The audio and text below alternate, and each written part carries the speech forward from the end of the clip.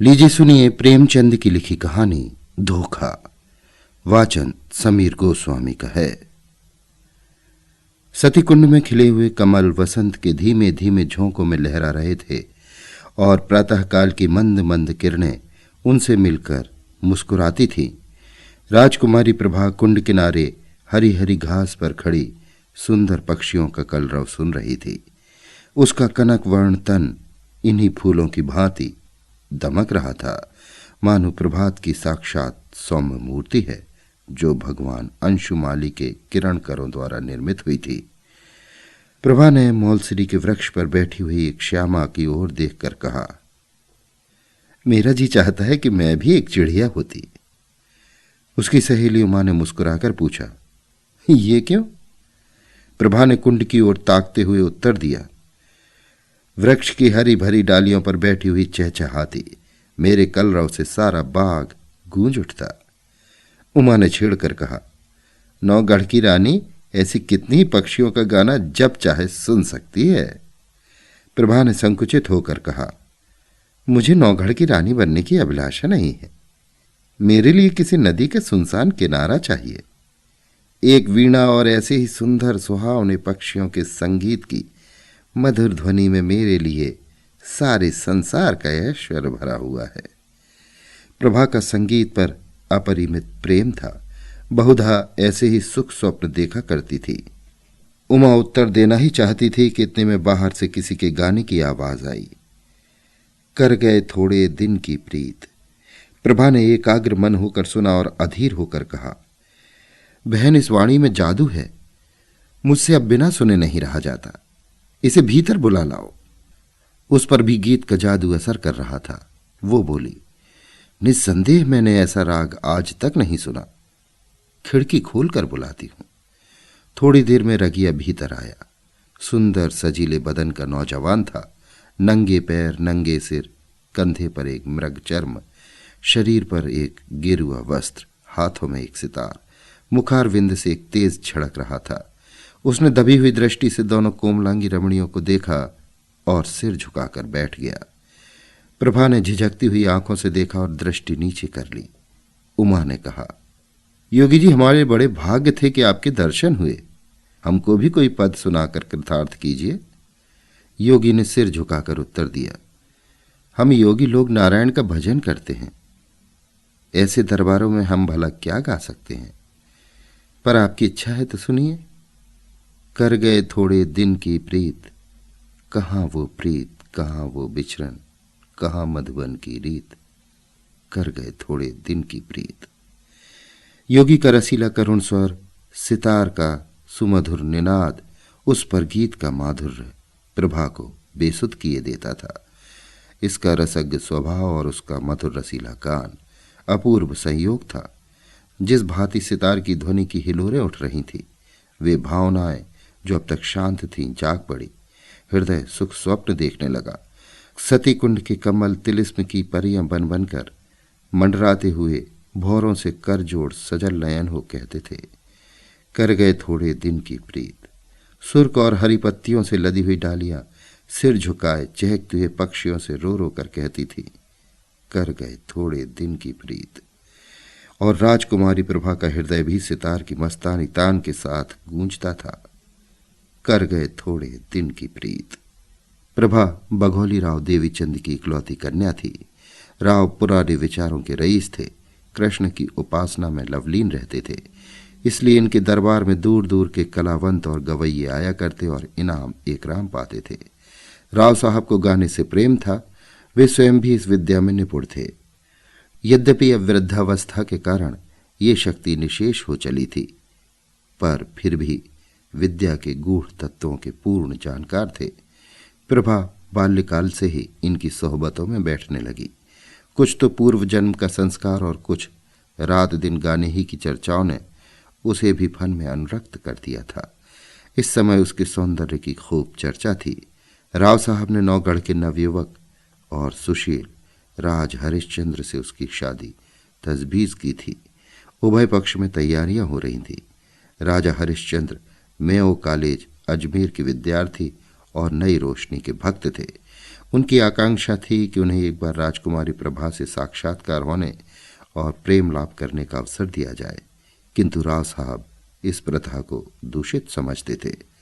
प्रभा राजा हरिश्चंद्र के नवीन विचारों की चर्चा सुनकर इस संबंध से बहुत संतुष्ट न थी, पर जब से उसने इस प्रेममय युवा योगी का गाना सुना था, तब से तो वो उसी के ध्यान में डूबी रहती। उमा उसकी सहेली थी। इन दोनों के बीच कोई पर्दा न था, परंतु इस भेद को प्रभा ने उससे भी गुप्त रखा। उमा उसके स्वभाव से परिचित थी, ताड़ गई, परंतु उसने उपदेश करके इस अग्नि को भड़काना उचित न समझा। उसने सोचा कि थोड़े दिनों में ये अग्नि आप से आप शांत हो जाएगी। ऐसी लालसाओं का अंत प्रायः इसी तरह हो जाया करता है, किंतु उसका अनुमान गलत सिद्ध हुआ। योगी की वो मोहनी मूर्ति कभी प्रभा की आंखों से न उतरती। उसका मधुर राग प्रतिक्षण उसके कानों में गूंजा करता।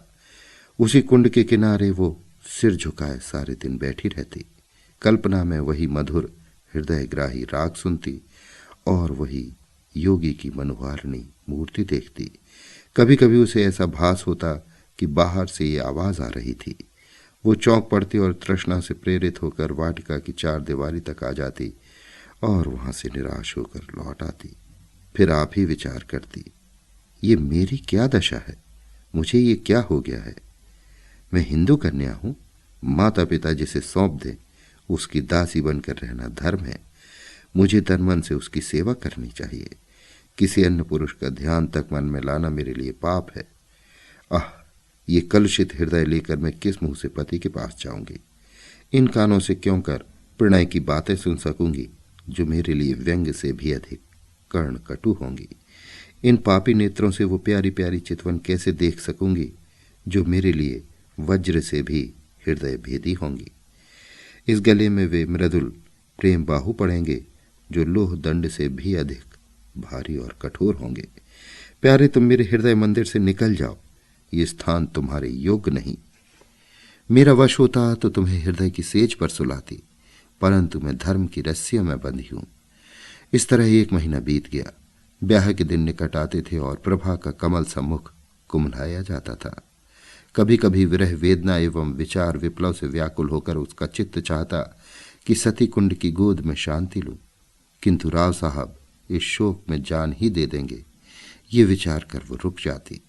सोचती, मैं उनकी जीवन सर्वस्व हूं। मुझे अभाग्नि को किस लाड़ प्यार से पाला है। मैं ही उनके जीवन का आधार और अंतकाल की आशा हूं। नहीं, यूं प्राण देकर उनकी आशाओं की हत्या न करूंगी।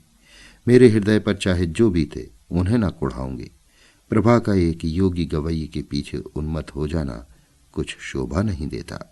योगी का गान तानसेन के गानों से भी अधिक मनोहर क्यों न हो, पर एक राजकुमारी का उसके हाथों बिक जाना हृदय की दुर्बलता प्रकट करता है। राव साहब के दरबार में विद्या की, शौर्य की और वीरता के प्राण हवन करने की चर्चा न थी।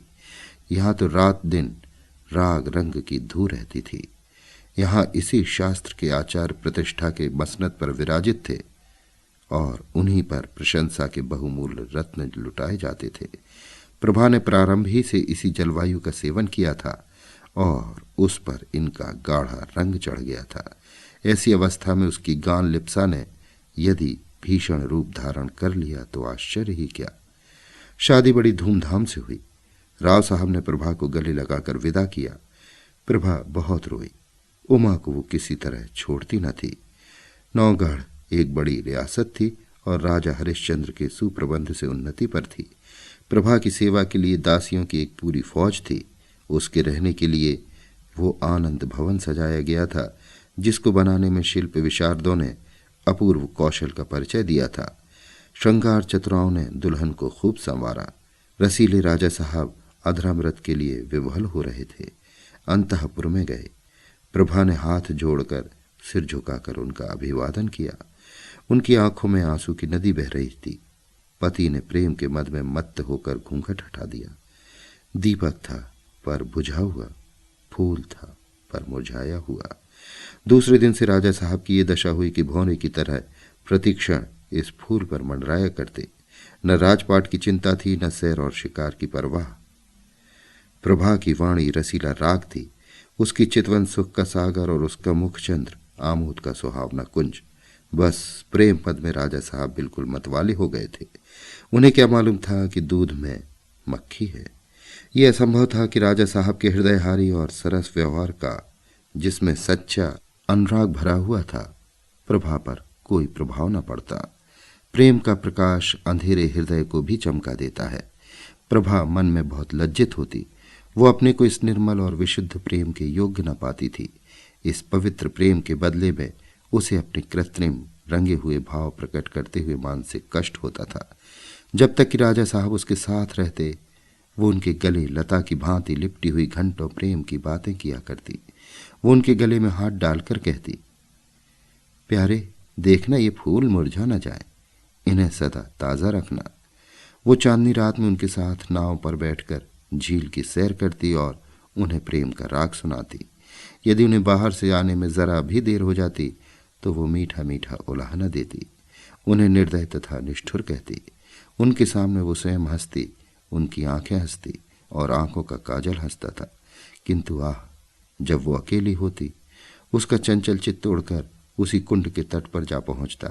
कुंड का वो नीला पीला पानी, उस पर तैरती हुए कमल और मोलसरी की वृक्ष पंक्तियों का सुंदर दृश्य आंखों के सामने आ जाता। उमा मुस्कुराती और नजाकत से लचकती हुई आ पहुंचती। तब रसीले योगी की मोहनी छवि आंखों में आ बैठती और सितार के शूल से सुर गूंजने लगते, कर गए थोड़े दिन की प्रीत। तब वो एक दीर्घ निश्वास लेकर उठ बैठती और बाहर निकलकर पिंजरे में चमकते हुए पक्षियों के कलरव में शांति प्राप्त करती। इस भांति ये स्वप्न तिरोहित हो जाता। इस तरह कई महीने बीत गए। एक दिन राजा हरिश्चंद्र प्रभा को अपनी चित्रशाला में ले गए। उसके प्रथम भाग में ऐतिहासिक चित्र थे। सामने ही शूरवीर महाराणा प्रताप सिंह का चित्र नजर आया। मुखारविंद से वीरता की ज्योति स्फुटित हो रही थी। तनिक और आगे बढ़कर दाहिनी ओर स्वाभाविक जगमल वीरवर सांगा और दिलेर दुर्गादास विराजमान थे। बाईं ओर उदार भीम सिंह बैठे हुए थे। राणा प्रताप के सम्मुख महाराष्ट्र केसरी वीर शिवाजी का चित्र था। दूसरे भाग में कर्मयोगी कृष्ण और मर्यादा पुरुषोत्तम राम विराजते थे। चतुर चित्रकारों ने चित्र निर्माण में अपूर्व कौशल दिखलाया था। प्रभा ने प्रताप के पाद पद्यों को चूमा और वो कृष्ण के सामने देर तक नेत्रों में प्रेम और श्रद्धा के आंसू भरे मस्तक झुकाए खड़ी रही। उसके हृदय पर इस समय कलुषित प्रेम का भय खटक रहा था। उसे मालूम होता था कि उन महापुरुषों के चित्र नहीं, उनकी पवित्र आत्माएं हैं। उन्हीं के चरित्र से भारतवर्ष का इतिहास गौरवान्वित है। वे भारत के बहुमूल्य जातीय रत्न, उच्च कोटि के जातीय स्मारक और गगन भेदी जातीय तुमुल ध्वनि है। ऐसी उच्च आत्माओं के सामने खड़े होते उसे संकोच होता था। आगे बढ़ी। दूसरा भाग सामने आया। यहाँ ज्ञानमय बुद्ध योग साधना में बैठे हुए देख पड़े। उनकी दाहिनी ओर शास्त्रज्ञ शंकर थे और दार्शनिक दयानंद। एक ओर शांति पथगामी कबीर और भक्त रामदास यथा योग्य खड़े थे। एक दीवार पर गुरु गोविंद अपने देश और जाति पर बल चढ़ाने वाले दोनों बच्चों के साथ विराजमान थे। दूसरी दीवार पर वेदांत की ज्योति फैलाने वाले स्वामी रामतीर्थ और विवेकानंद विराजमान थे। चित्रकारों की योग्यता एक एक अवयव से टपकती थी। प्रभा ने इनके चरणों पर मस्तक टेका। वो उनके सामने सिर न उठा सकी। उसे अनुभव होता था कि उनकी दिव्य आंखें उसके दूषित हृदय में चुभी जाती हैं। इसके बाद तीसरा भाग आया। वो प्रतिभाशाली कवियों की सभा थी। सर्वोत्तम स्थान पर आदि कवि वाल्मीकि और महर्षि वेदव्यास सुशोभित थे। दाहिनी ओर श्रृंगार रस के अद्वितीय कवि कालिदास थे। बाईं तरफ गंभीर भावों से पूर्ण भवभूति, निकट ही भूर्तहरि अपने संतोषाश्रम में बैठे हुए थे। दक्षिण की दीवार पर राष्ट्रभाषा हिंदी के कवियों का सम्मेलन था। सहृदय कवि सूर, तेजस्वी तुलसी, सुकवि केशव और रसिक बिहारी यथाक्रम विराजमान थे। सूरदास से प्रभा का अगाध प्रेम था। वो समीप जाकर उनके चरणों पर मस्तक रखना ही चाहती थी कि अकस्मात उन्हीं चरणों के सम्मुख सिर झुकाए उसे एक छोटा सा चित्र दिख पड़ा। प्रभा उसे देखकर चौंक पड़ी। ये वही चित्र था जो उसके हृदय पट पर खिंचा हुआ था। वो खुलकर उसकी तरफ ताक न सकी, दबी हुई आंखों से देखने लगी। राजा हरिश्चंद्र ने मुस्कुराकर पूछा, इस व्यक्ति को तुमने कहीं देखा है? इस प्रश्न से प्रभा का हृदय कांप उठा। जिस तरह मृग शावक व्याध के सामने व्याकुल होकर इधर उधर देखता है, उसी तरह प्रभा अपनी बड़ी बड़ी आंखों से दीवार की ओर ताकने लगी। सोचने लगी, क्या उत्तर दूं? इसको कहीं देखा है? उन्होंने ये प्रश्न मुझसे क्यों किया? कहीं ताड़ तो नहीं गए? हे नारायण, मेरी पंगत तुम्हारे हाथ है, क्यों कर इनकार करूं? मुंह पीला हो गया। सिर झुकाकर शीट स्वर में बोली, हाँ, ध्यान आता है कि कहीं देखा है। हरिश्चंद्र ने कहा, कहाँ देखा है? प्रभा के सिर में चक्कर सा आने लगा। बोली, शायद एक बार गाता हुआ मेरी वाटिका के सामने जा रहा था। उमा ने बुलाकर इसका गाना सुना था। हरिश्चंद्र ने कहा, कैसा गाना था? प्रभा के होश उड़े हुए थे। सोचती थी राजा के इन सवालों में जरूर कोई बात है, देखूं लाज रहती है या नहीं।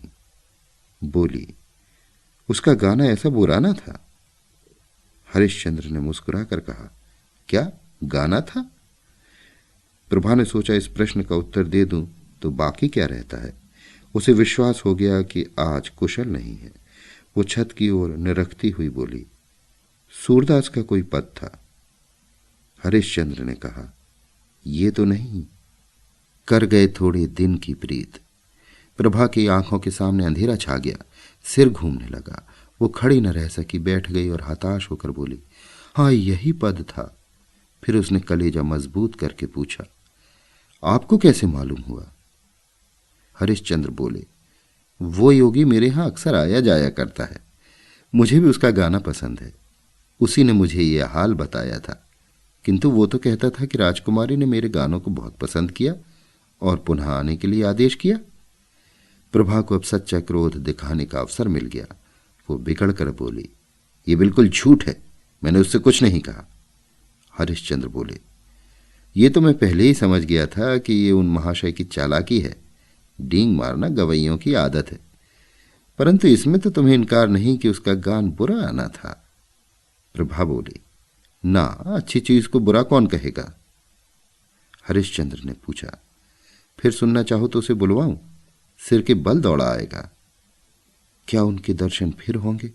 इस आशा से प्रभा का मुखमंडल विकसित हो गया, परंतु इन कई महीनों की लगातार कोशिश से जिस बात को भुलाने वो किंचित सफल हो चुकी थी, उसके फिर नवीन हो जाने का भय हुआ। बोली, इस समय गाना सुनने को मेरा जी नहीं चाहता। राजा ने कहा, ये मैं न मानूंगा कि तुम और गाना नहीं सुनना चाहते। मैं उसे अभी बुलाए लाता हूं। ये कहकर राजा हरिश्चंद्र तीर की तरह कमरे से बाहर निकल गए। प्रभा उन्हें रोक न सकी। वो बड़ी चिंता में डूबी खड़ी थी। हृदय में खुशी और रंज की लहरें बारी बारी से उठती थी। मुश्किल से 10 मिनट बीते होंगे कि उसे सितार के मस्ताने सुर के साथ ही योगी की रसीली तान सुनाई दी। कर गए थोड़े दिन की प्रीत। वही हृदय ग्राही राग था, वही हृदय भेदी प्रभाव, वही मनोहरता और वही सब कुछ जो मन को मोह लेता है। एक क्षण में योगी की मोहनी मूर्ति दिखाई दी। वही मस्तानापन, वही मतवाले नेत्र, वही नयनाभिराम देवताओं का सा स्वरूप। मुखमंडल पर मंद मंद मुस्कान थी। प्रभा ने उसकी तरफ सहमी हुई आंखों से देखा। एकाएक उसका हृदय उछल पड़ा। उसकी आंखों के आगे से एक पर्दा हट गया। प्रेम विह्वल आंखों में आंसू भरे वो अपने पति के चरण विंदों पर गिर पड़ी और गदगद कंठ से बोली, प्यारे, प्रिय। राजा हरिश्चंद्र को आज सच्ची विजय प्राप्त हुई। उन्होंने प्रभा को उठाकर छाती से लगा लिया। दोनों आज एक प्राण हो गए। राजा हरिश्चंद्र ने कहा, जानती हो मैंने ये सॉन्ग क्यों रचा था? गाने का मुझे सदा से व्यसन है और सुना है तुम्हें भी इसका शौक है। तुम्हें अपना हृदय भेंट करने से प्रथम एक बार तुम्हारा दर्शन करना आवश्यक प्रतीत हुआ और उसके लिए सबसे सुगम उपाय यही सूझ पड़ा। प्रभा ने अनुराग से देखकर कहा, योगी बनकर तुमने जो पा लिया वो राजा रहकर कदापि ना पा सके। अब तुम मेरे पति हो और प्रियतम भी हो, पर तुमने मुझे बड़ा धोखा दिया और मेरी आत्मा को कलंकित किया। इसका उत्तरदाता कौन होगा? अभी आप सुन रहे थे प्रेमचंद की लिखी कहानी धोखा। वाचन समीर गोस्वामी का था।